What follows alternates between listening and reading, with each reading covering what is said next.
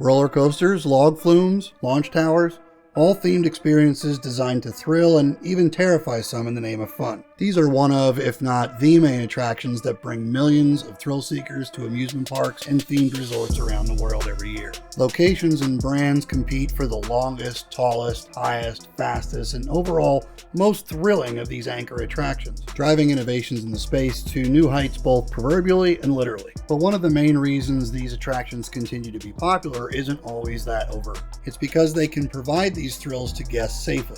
No one, or perhaps very few people, would queue up to a ride that they didn't feel like they'd walk away from safely. And just like in every other aspect of life, sometimes things go wrong. This is fine. And in this video, I'm going to discuss some of the things you might expect when an amusement ride goes off the rails.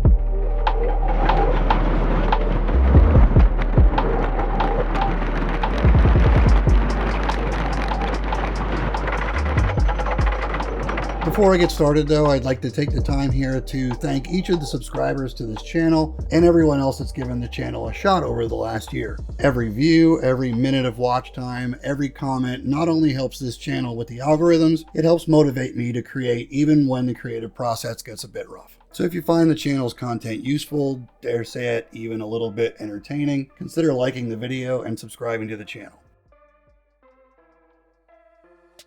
Now I want to start right at the top of this video by saying that amusement rides of all types are highly engineered to be safe experiences. Even the amusements of old had the intention that everyone came out in basically the same condition that they arrived. And today, and for a long while, there have been rigorous design, testing, and inspection requirements mandated before rides can even have a single passenger. And this video is not meant to be an indictment of those processes. I dare to postulate that there is no engineering firm, amusement company, or regulatory agency that strives for anything other than safe and thrilling experiences for everyone. However, amusement rides are essentially industrial machines that are designed, installed, and operated by human beings. And sometimes things go wrong. Bro, the roller coaster is literally ratchet strapped together. There ain't no way, bro. An inspector has not been here since Clinton was president.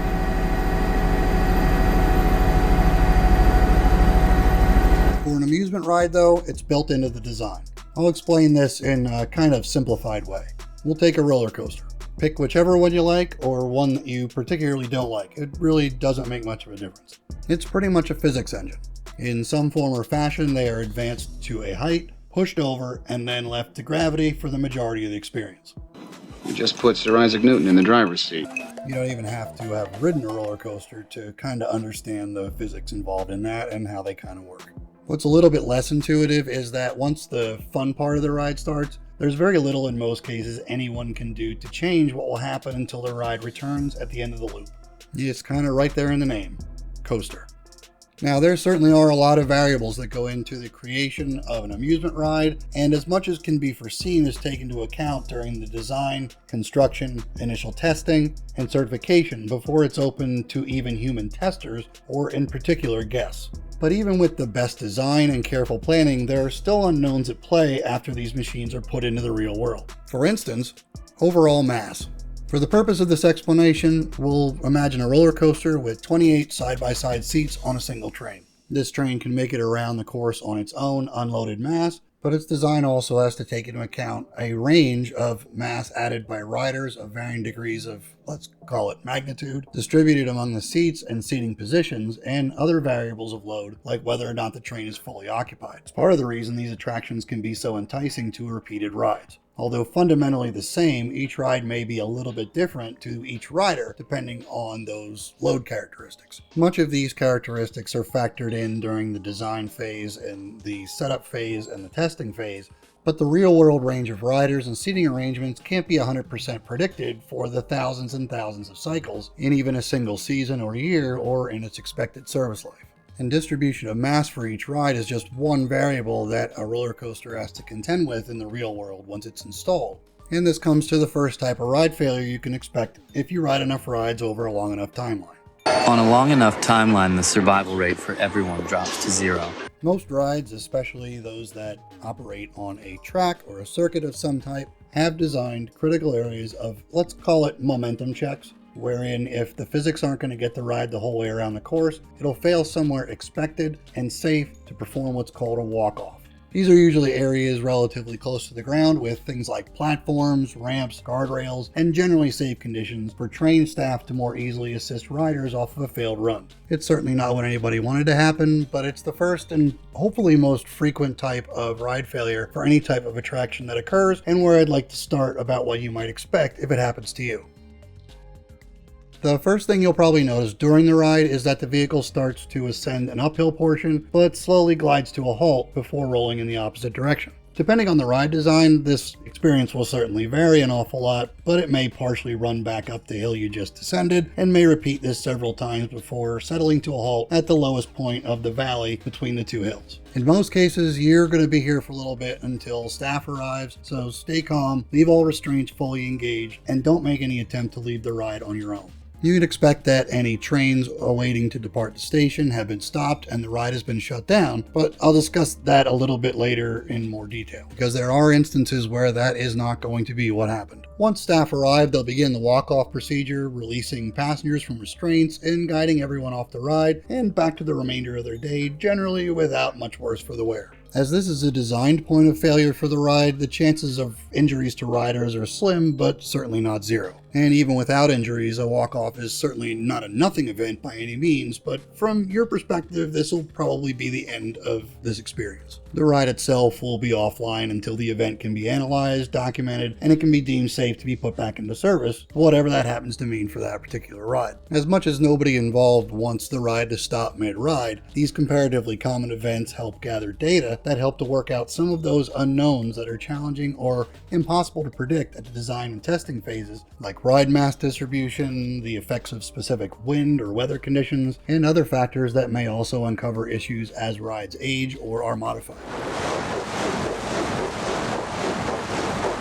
Even the most mundane of walk-offs, though, can still be a rather chilling event for riders, because there's really no way to know if it's not one of the next three types of failures that are a lot less predictable, a lot less safe, and exponentially more dangerous to riders in most cases. Now that I've covered, frankly, the best case scenario for the failed run of a thrill ride, the final three, in my opinion, carry the same potential range of consequences.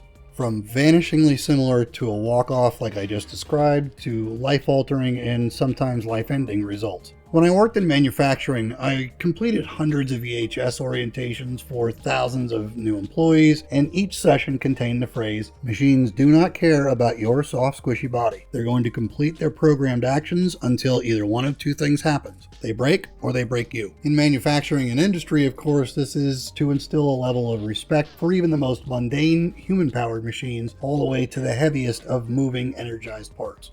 I say it here, though, to iterate that amusement rides are effectively no different. They have dangerous and safe zones, emergency stops, safety sensors, effective safe procedures, and accident protocols just the same as the most complex industrial production lines. Arguably more so. Amusement rides invite the general public. And while there's generally some kind of a 10-second little spiel that you get before the ride's launched, that's nothing compared to all of the training that goes into actually operating the ride and all the emergency procedures that surround it. In fact, when I would attend conferences, training courses, or teach while working in the amusement industry, I would characterize the roller coasters as the effective equivalent of production lines to the vast majority of the attendees in the manufacturing and construction industries. Even to other EHS professionals, the comparisons were obvious once pointed out, but its dangers were easily overlooked for those outside the industry. And that was just the employee health and wellness portion of it, not even taking into consideration the experience of the guests, the riders, and the general public. I say all that in an effort to really drive home how much of your personal safety is out of your control while riding even a seemingly mild ride.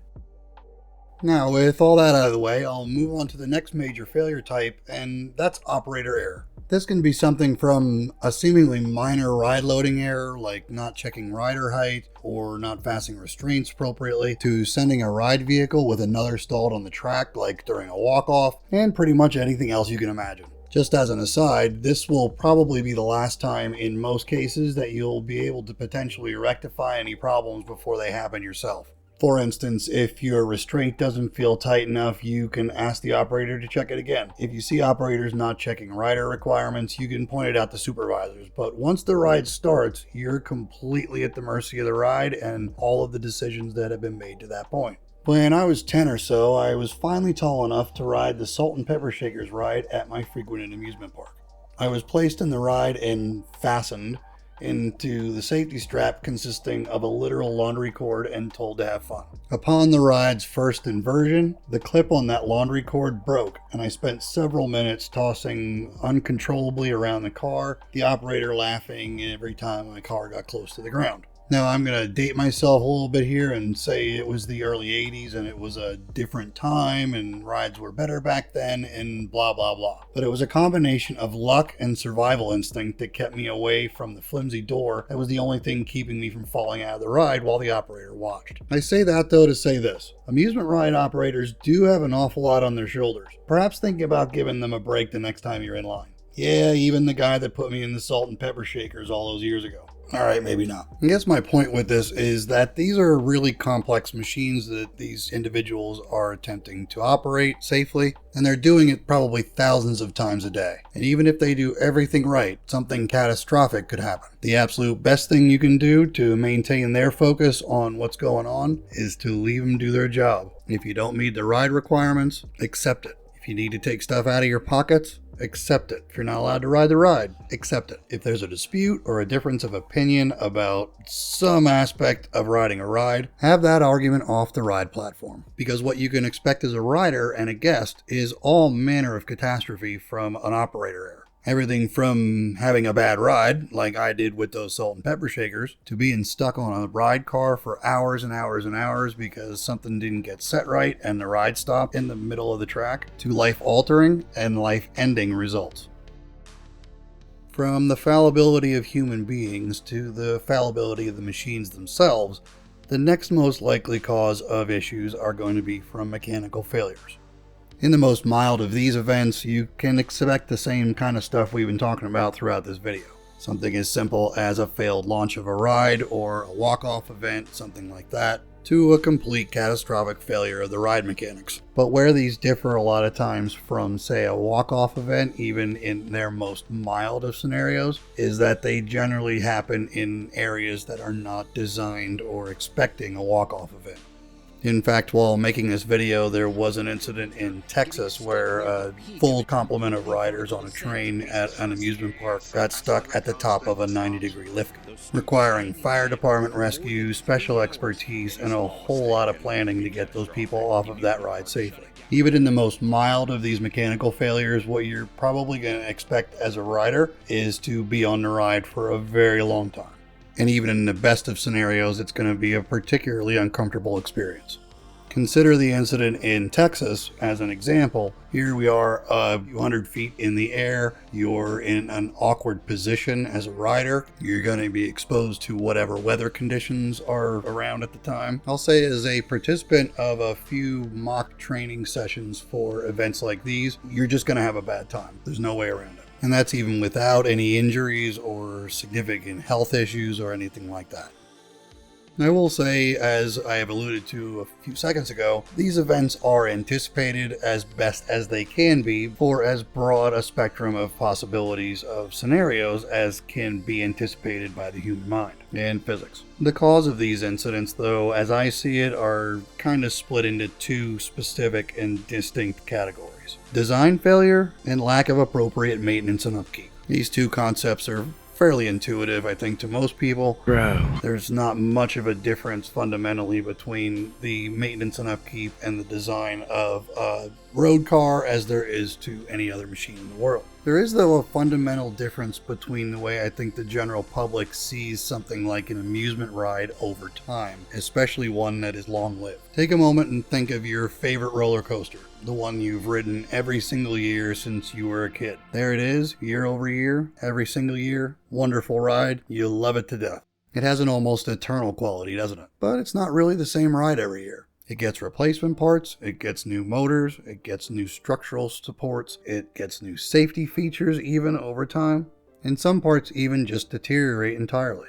Think about my experience with the Salt and Pepper Shakers. Now I'm going to go ahead and debate the fact that a hastily cut piece of laundry cord and an off-the-shelf hook was an appropriate restraint for that ride, but for the purposes of this part of the video, I'll just concede that, okay, maybe it was. During the course of that operational season, that particular restraint started to fail. I ended up getting to experience its complete failure. Perhaps this goes without saying, but this is the main reason why all rides need to be pre-operationally tested every day and have impeccable upkeep, maintenance, and incident records. Basically, it's the reason why signs like these exist. More than they bargained for on one thrill So after all this doom and gloom about amusement rides, what are you supposed to do about it? Well, like I have been fond of saying on this channel before, you have to manage the risks you take. One of the ways you can do that is to take a look at the overall safety record of your favorite park or the park you're about to visit. For instance, in the United States, the state regulatory agencies generally have their governance over amusement park rides and their safety. In fact, I would go another step farther and take a look at those parks as a business and see what their employee accident rates are too. If you have a ton of employee accidents, you're probably not the greatest on safety in general. And there is also the International Association of Amusement Parks and Attractions, or the IAAPA. That organization publishes a ton of information about rides and amusement parks all over the world. Not the least of which, especially for the purposes of this video, is their ride safety reports and their park safety and security reports. As with a lot of things, the best thing you can arm yourself is with information. For example, one might caution not to be one of the first riders on a ride in a calendar year, like the one in Texas, but that could have happened anytime in any season. Nobody has yet to be able to predict the future reliably. You know, on a video like this, it sure is easy to focus on the negative, and there are more than a few channels here on YouTube that highlight amusement ride incidents that have cost people their lives or the quality of their lives. While these incidents are always tragic and the documentaries generally highlight a spectacular lack of concern for safety, they're definitely not the norm. In fact, a lot of times when I watch these videos, I blurt out very early on, of course, that was inevitable. That absolutely was going to happen the minute that situation was put into play. But I will say this, the absolute best safety committee I have ever been a part of was a ride maintenance safety committee. And not only for employee issues like machine guarding and fall protection and respiratory protection and those types of things, but for guest and rider safety as well. If you're out there and you recognize my voice, you know who you are, hats off to you. What I'd like you to come away from this video with is an understanding that amusement rides are generally safe, but there is still a good bit of risk associated with riding, especially the more intense ones. A life spent entirely avoiding risk is probably going to be fairly dull, but being educated and aware of the risks that you take on exponentially increases your chances not only of getting out of it alive and healthy, but also making it a much better time for you and your loved ones.